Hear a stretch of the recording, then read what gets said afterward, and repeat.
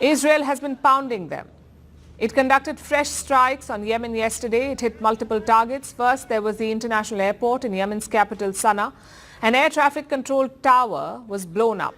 There was damage to a runway as well, and to the departure lounge of the airport, which was confirmed by an unlikely source. The head of the World Health Organization, WHO, Dr. Tedros Adhanom Ghebreyesus, was at the Sana'a airport when it was struck.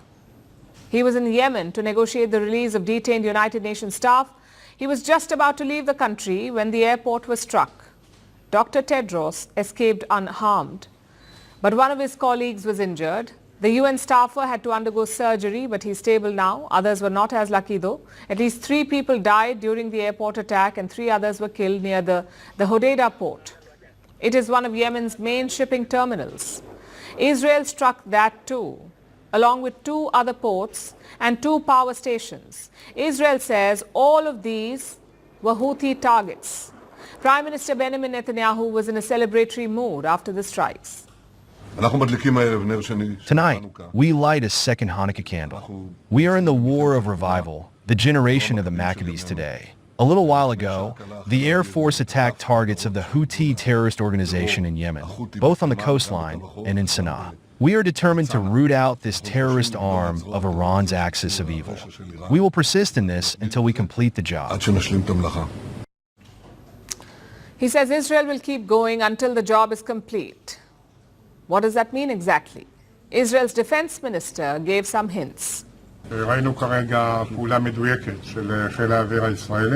We have just seen a precise operation by the Israeli Air Force, hitting specific Houthi target in Yemen, at the airport, at the port. As we said, whoever hurts Israel, we will hurt him. We will hunt down all the Houthi leaders, hit them as we have done elsewhere. No one will be able to escape Israel's long measure. We will attack them in order to remove threats to the state of Israel.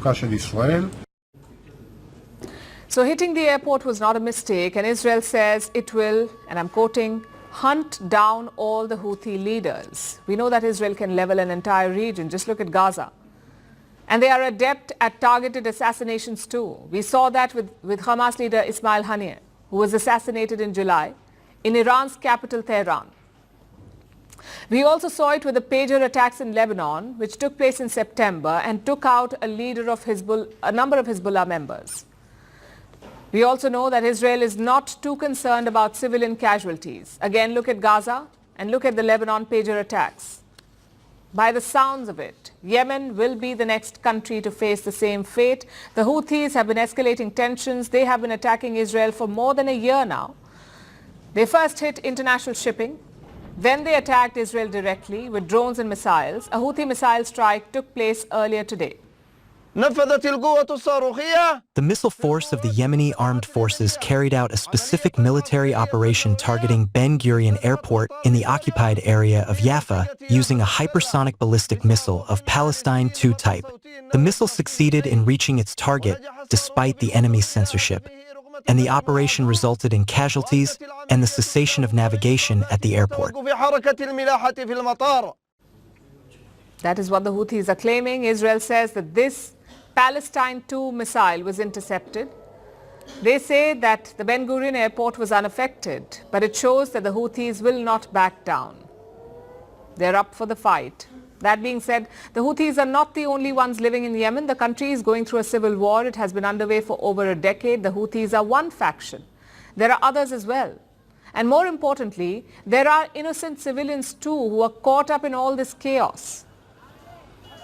If Israel hits Yemen, if it targets airports and ports used to bring in humanitarian aid, then the ordinary people of Yemen will suffer the consequences.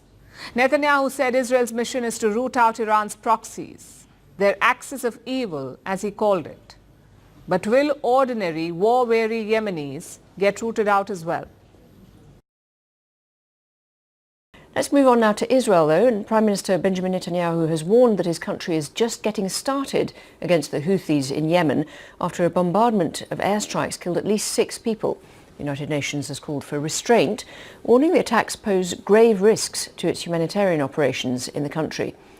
The head of the World Health Organization, Tedros Adhanom Ghebreyesus, was caught up in the strikes, which happened meters away from a flight he was boarding at the airport in the capital Sana'a. There were also explosions in the Red Sea port of Hodeidah. Shaima Khalil reports from Jerusalem.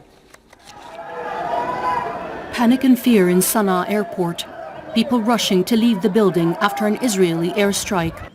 The IDF said they hit Houthi military targets there. The port city of Hodeidah was also hit. Houthi officials said the strikes were barbaric, a crime against the Yemeni people.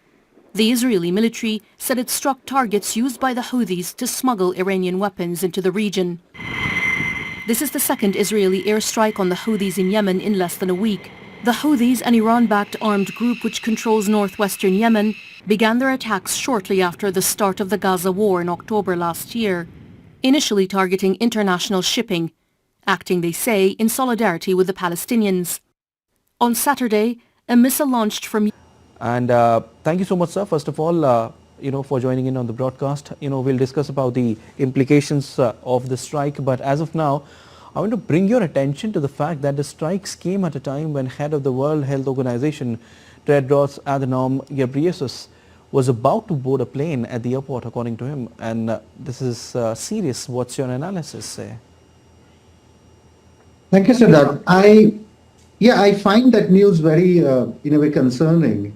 But I think Israel has been, in a way, under constant rockets and missiles for the last 8 days. I have been in this country for the last 4 days.